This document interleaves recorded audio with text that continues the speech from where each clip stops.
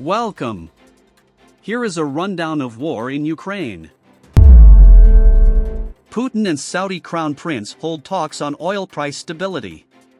Russian President Vladimir Putin and Saudi Crown Prince Mohammed bin Salman have held talks by phone on cooperation within the OPEC Plus group of oil-producing countries to maintain oil price stability, the Kremlin says. The pair held the discussions as ministers from the Organization of the Petroleum Exporting Countries, OPEC, and its allies led by Russia, a group known collectively as OPEC Plus, prepare to hold a virtual meeting on Wednesday. Russian oil production has so far shown resilience in the face of Western sanctions imposed after Moscow sent troops into Ukraine in February and price caps introduced by Western countries in December. Polish PM announces plan to boost defense spending.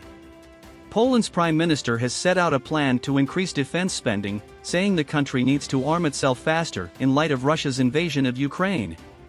The country's defense budget will amount to 4% of gross domestic product, GDP, this year, Mateusz Morawiecki told reporters. Poland's military spending in 2022 equaled 2.4% of its GDP, the third highest percentage among NATO countries, according to figures from the Transatlantic Alliance. Norway to send Leopard tanks to Ukraine as soon as possible.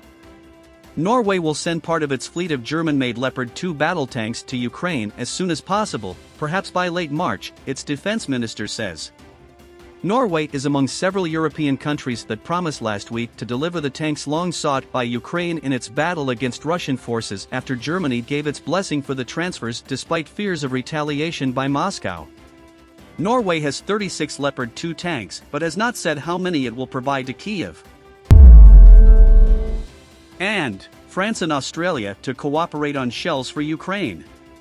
France and Australia have agreed to cooperate to manufacture several thousands of 155mm shells to help Ukraine, French Defense Minister Sébastien Lecornu says.